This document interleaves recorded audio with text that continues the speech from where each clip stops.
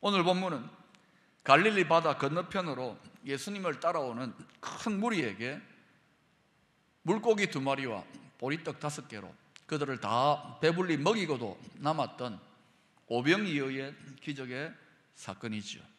같은 사건을 다루고 있는 다른 복음서들의 증거를 보면 장소가 어디냐? 갈릴리 바다 건너편의 광야, 빈 들이었습니다. 시간은 날이 저물어 갈 때였습니다. 무리들의 숫자가 어느 정도 되느냐? 성인 남성만 5,000명 정도 되니까 어린아이와 여자들까지 포함하면 적어도 2만 명은 좋게 될 것입니다. 그 큰 무리들에게 예수님은 병자들을 고치시고 하나님 나라의 복음을 여러 가지 모습으로 가르치셨습니다. 그들에게 주님께서 어떤 마음으로 그들을 바라보시고 대했는가? 마가복음 6장 34절을 보시면 이렇게 기록하고 있습니다. 예수께서 나오사 큰 무리를 보시고 그 목자 없는 양 같음으로 인하여 불쌍히 여기사. 오늘 본문에 나타나는 예수님의 가르침과 모든 사역의 행동들은 그 숨은 내적인 동기가 다름 아닌 불쌍히 여기는 마음이었다는 거예요. 병들어서 고통하는 인간들과 이 세상을 향한 하나님의 불쌍히 여기는 마음, 여기에서 하나님의 모든 축복과 능력들이 흐르기 시작한다는 것을 알아야 합니다. 우리가 이 마음을 늘 가져야 돼요. 자신에게 나오는 이 큰 무리를 향하여 주님께서는 목자 없는 양과 같다고 진단합니다.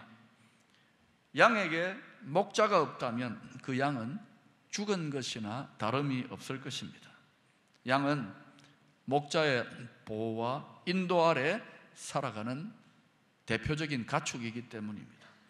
요한복음 10장에서 주님은 양들을 위하여 목숨을 버릴 수 있는 선한 목자라고 자신을 계시하십니다.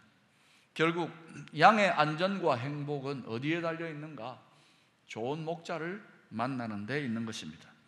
시편 23편에서 다윗은 하나님을 목자로 모시고 있는 양된 자신의 삶을 이렇게 고백합니다. 내게 부족함이 없으리로다. 좋은 목자를 만났기 때문에 나는 만족합니다, 평안합니다, 행복합니다, 이렇게 고백하고 있는 것입니다. 요한복음 10장 10절에서 선한 목자이신 주님께서 이 땅에 오신 의도를 이렇게 말씀합니다. 내가 온 것은 양으로 생명을 얻게 하고 더 풍성히 얻게 하려는 것이라. 이때 풍성하다는 것은 물질적인 의미만을 넘어서서 내면적인, 정신적인, 영적인 풍요를 의미하는 것입니다. 누구든지 주님을 선한 목자로 모시고 제대로 따라간다면 그의 내면은 이렇게 풍요로워질 것이라는 것이죠. 이 21세기에도 분명히 광야가 있을 것이고 방황하는 큰 무리들이 있을 것인데 그들에게 주님은 여전히 21세기에도 선한 목자가 되실 줄로 믿습니다. 그 주님을 21세기에도 선한 목자로 모시고 살아가는 사람은 그 내면의 풍성함과 만족함을 경험하게 될 것입니다. 그것이 바로 주님의 약속입니다. 싫든 좋든 이 시대는 4차 산업혁명으로 대표되는 급격한 변화를 향하여 질주하고 있습니다. 한마디로 더 풍요롭고 행복한 세상을 만들기 위해서 전 세계가 무섭게 달려가고 있습니다. 이렇게 해서 경제적인 성장과 기술의 변화들이 성취되어지면 우리는 과연 더 풍요롭고 더 행복하고 의미 있는 삶을 누리게 되는 것일까요? 편리함이 증대되고 경제 수준이 더 올라가게 되면 우리의 삶은 정말 더 만족하고 풍성한 삶을 저절로 누리게 되는 것일까요? 인디언들은 말을 타고 달리다가 이따금씩 말에서 내려서 자기가 달려온 쪽을 한참 동안 쳐다보고 기다린 다음에 다시 말을 타고 달려간다고 합니다. 말이 지쳐서 쉬게 하려는 것이 아닙니다.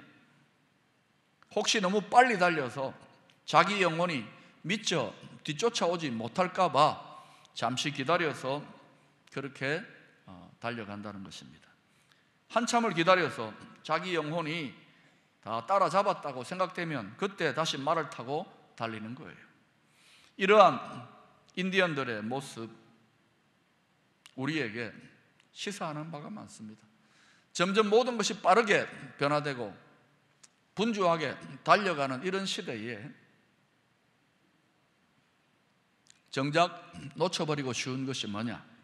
소위 영적인, 정신적인 존재로서의 인간의 필요, 그것을 우리가 망각하고 무시할 수 있다는 거예요. 그것을 제쳐놓고 빠르게 달려가기만 하면 충만하고 풍요롭고 의미 있는 삶을 살 수 있는가? 그렇지 않다는 것이죠. 더 큰 공허감과 더 큰 결핍을 느끼게 될 것이 분명합니다. 바로 이 격차, 바로 이 공백의 결핍의 자리, 거기에 교회의 사명, 신앙의 자리가 있는 것입니다. 속도의 시대에 그 변화의 속도를 따라가지 못하는 사람들의 불안감과 패배의식과 좌절감은 또 다른 모습으로 더 깊어질 것입니다. 경제적인 번영과 풍요의 시대에 사람들은 많은 것을 가지고 있음에도 불구하고 오히려 다른 사람보다 더 가지지 못했다는 상대적인 박탈감과 상대적인 빈곤감에 더 시달리게 될 것입니다. 편리함과 즐거움을 가져다주는 문명의 이기들을 누리고 있음에도 불구하고 사람들은 내면적으로 공허감과 또 허전함에 시달리게 될 것입니다. 사람, 정보, 심지어 사물까지도 연결되어지는 초연결 시대를 살아가면서도 사람들끼리 따뜻한 정을 나누고 교제하는 공동체적인 삶에 굶주려 있는 초단절에 소외된 사람들이 점점 더 늘어나게 될 것입니다. 21세기에 등장하고 있는 이러한 새로운 목자 없는 큰 무리들을 과연 주님께서는 어떤 모습으로 바라보고 있을까요? 주님은 여전히 이 시대에도 그들을 바라보며 불쌍히 여기는 마음으로 그렇게 바라보는 것입니다. 이 주님의 긍휼의 마음을 따라서 그들의 필요를 채우고 먹이실 이 시대의 축복의 통로를 찾고 계시는 줄로 믿습니다. 오늘 이 본문에서 풍성하게 공급하시는 하나님의 기적이 나타나게 된 통로는 다름 아닌 한 아이가 가지고 있는 보리떡 5개와 물고기 2마리였습니다. 이 아이가 가지고 있는 도시락에 주목을 했던 안드레 자신도 이 보잘것없는 음식으로는 이 많은 사람들을 먹일 수 없다라고 미리 그렇게 포기하고 생각했었습니다. 보리떡은 나귀에게도 먹이는 가난한 자들의 거친 음식이었습니다. 또 본문의 물고기는 그 헬라어 원어가 옵사리온인데 이 옵사리온은 어떤 고기인가? 팔뚝만한 크고 실한 고기가 아닙니다. 갈릴리 어부들이 물고기를 갈릴리 호수에서 잡을 때에 좀 크고 실한 고기들은 바구니에 담습니다. 그러나 짠챙이들은 도로 호수로 던져버리죠. 그런데 바구니에 담기에도 작고 또 호수로 도로 던지기에는 좀 큰 아주 애매모호한 크기의 그러한 물고기들이 있습니다. 이런 고기들은 그냥 가지고 호숫가로 와요. 그래가지고 그건 호숫가에 버려놓습니다. 그러면 가난한 사람들, 고아와 가부와 같은 사람들이 호숫가를 거닐면서 그 어부들이 버려놓은 물고기 옵사리온이라고 합니다. 그것을 주워가지고 소금에 절여서 먹는 거예요. 자, 광야에 2만 명이 되는 큰 무리들을 주님께서 먹이신 그 기적의 씨앗이 다름이 아니라 바로 개떡 그리고 버려진 물고기 이와 같은 것들이었다는 것이죠. 주님께서 이것을 통하여 2만 명 넘는 사람들을 먹이셨다. 그 자리에 함께했던 제자들이나 모든 사람들이 이 보잘것없는 음식으로 이토록 엄청난 역사가 나타날 것을 생각하거나 기대했던 사람들은 아무도 없었습니다. 그러나 오직 주님만이 보리떡과 물고기에서 가난과 결핍과 부족을 본 것이 아니라 거기에서 하나님의 풍요와 능력과 가능성을 보았던 것입니다. 베로우 밀로가 쓴 생각은 결과를 낳는다는 책이 있습니다. 이 사람은 1981년부터 약 20년간 국제기아대책기구에서 일했습니다. 그 내용을 책에 담았는데 자신이 연구를 통하여 얻게 된 깨달음 중에 하나가 이런 내용이었습니다. 가난은 가난의 문화의 뿌리를 두고 있는데 이는 사람들이 지니고 있는 일련의 사고방식으로서 그 사고방식은 사람들의 행동을 규정하게 되며 그 행동은 가난을 불러오게 된다. 이것을 빈곤주의라고 한다. 이 빈곤주의에 젖은 사람들은 빈곤의 안경으로 모든 것을 바라본다. 그들은 이렇게 말한다. 나는 가난해. 나는 언제나 가난할 것이고 내가 그것에 대하여 할 수 있는 일은 아무것도 없어. 이 21세기라고 하는 광야에서 상대적인 결핍과 공허감에 시달리는 많은 사람들을 먹이는 하나님의 축복의 통로, 과연 누가 될 것 같습니까? 하나님은 이 시대를 먹이는 축복의 통로로 누구를 들어 쓰실 것 같습니까?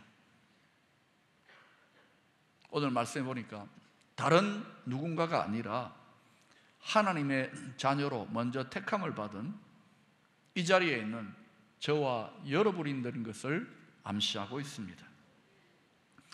이런 하나님의 뜻에 대한 여러분의 생각은 어떻습니까? 믿음이라는 것이 무엇입니까?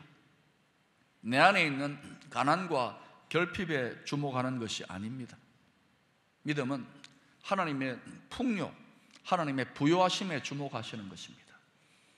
우리가 아무리 많은 것들을 가지고 있다 하더라도 인간은 결국 공허하고 허전해지는 결핍을 느끼는 존재입니다.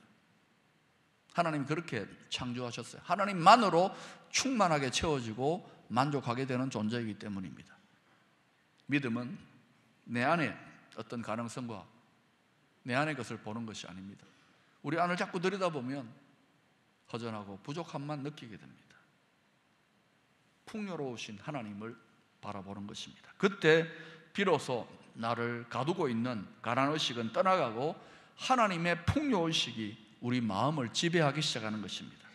그때 비로소 우리는 내적으로 풍요로워져서 하나님의 풍요를 흘려보내는 통로가 될 수 있는 것입니다. 사도 베드로와 요한은 가진 것이 없는 가난한 사람들이었지만 하나님에 대한 믿음에 부요하여져서 성전문에 앉아있는 안전뱅이를 일으켜 세웠습니다. 사도행전 3장 6절에서 그들이 안전뱅이를 일으킬 때 이렇게 선포했습니다. 은과 금은 내게 없거니와 내게 있는 이것을 내게 주노니 나사렛 예수 그리스도 이름으로 일어나 걸어라 하고,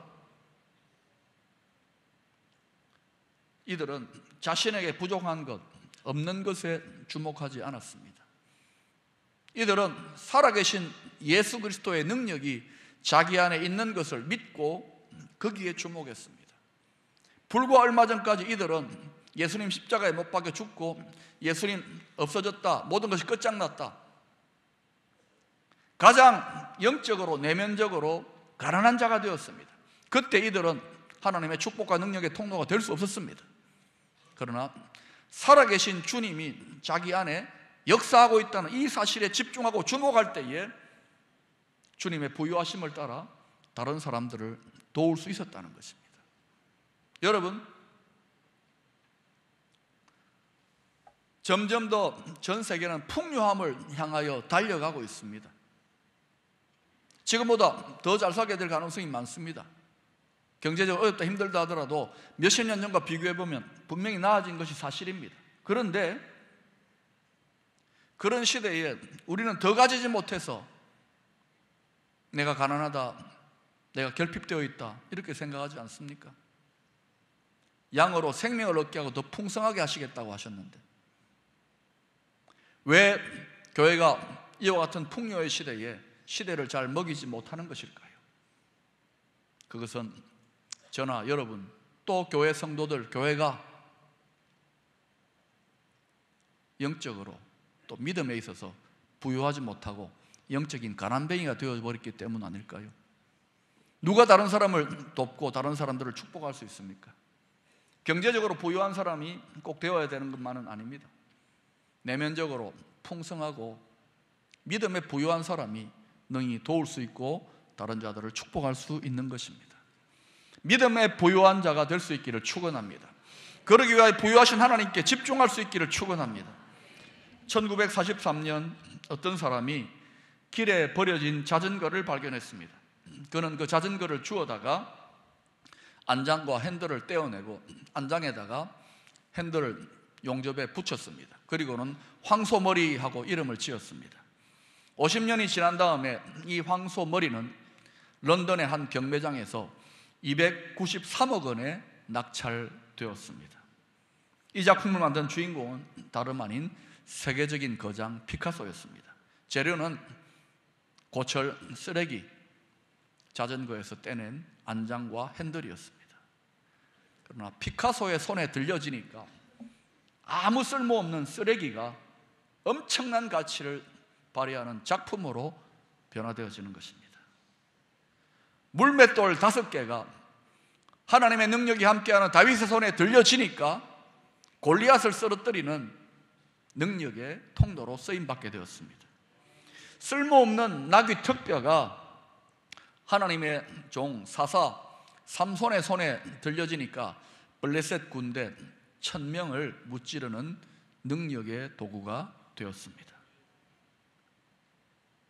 이와 같이 하나님은요, 이 세상에 크고 유력하고 엄청난 것을 들어 쓰신다기보다는 물고기, 버려진 물고기, 보리떡, 나귀 턱뼈, 물맷돈 같은 것들을 들어서 쓰심으로 하나님의 영광과 능력을 나타내시는 것을 더 즐겨하신다는 것을 알아야 합니다. 사랑하는 여러분, 내가 나를 어떻게 생각하는가 보다 더 중요한 것은 하나님이 나를 어떻게 바라보고 어떻게 생각하느냐가 더 중요한 것입니다. 저를 포함해서 우리들은 많은 분들이 자신을 버려진 물고기 마냥, 개떡 마냥 그렇게 자기를 생각하는 것, 하나님 아버지의 우리를 바라보시는 시선과는 다른 것입니다. 지금 내 손에 무엇이 얼마나 있는가 보다 더 중요한 것은 내가 누구의 손에 들려져 있는가 하는 것입니다. 내 인생이 내 생각에만 묶여 있다면, 나 자신의 손에만 달려 있다면 나 하나의 문제를 해결하기에도 급급하고 부족한 빈곤한, 내적으로 빈곤한 인생이 되고 말 것입니다. 그러나 우리의 삶이 풍요로우신 주님의 손에 들려질 수만 있다면 나 하나를 먹이는 것을 넘어서서 이 시대를 먹이고 풍요롭게 할 수 있는 복된 인생, 충만한 인생이 될 수 있을 줄로 믿습니다. 창세기 12장에서 하나님은 아브라함에게 본토 친척 아비 집을 떠나 내가 내게 지시할 땅으로 가라고 합니다.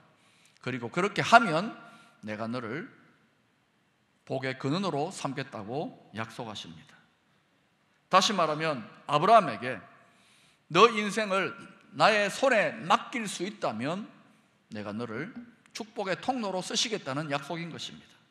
사랑하는 여러분, 교회 역사를 한번 살펴보십시오. 어느 시대에나 그 시대를 먹이고 풍성하게 했던 축복의 통로로 쓰임받았던 사람들이 있습니다. 그들은 다 한결같이 자신의 인생을 하나님의 손에 맡겼던 헌신의 사람들이었습니다. 자기를 가두고 있는 생각의 담장을 뛰어넘어 나아갔던 헌신의 사람들을 통해서 그 시대에 필요한 하나님의 능력과 축복이 흘러갔던 것입니다. 우리가 하나님의 풍요하심과 하나님의 부유하심에 동참하는 가장 지혜로운 길은 더 달라고, 더 움켜쥐려고 더 때를 쓰는 것이 아닙니다.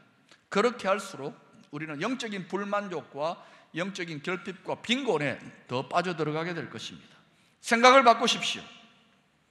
부유하신 하나님의 축복에 동참하는 길은 광야와 같은 이 세상에 나를, 이 세상을 먹이는, 이 세상의 결핍을 채우는 하나님의 축복의 통로로 사용하여 달라고 나 자신을 맡기게 될 때에 우리는 비로소 하나님의 은혜 안에 풍요로워지고 또 부유해질 것입니다.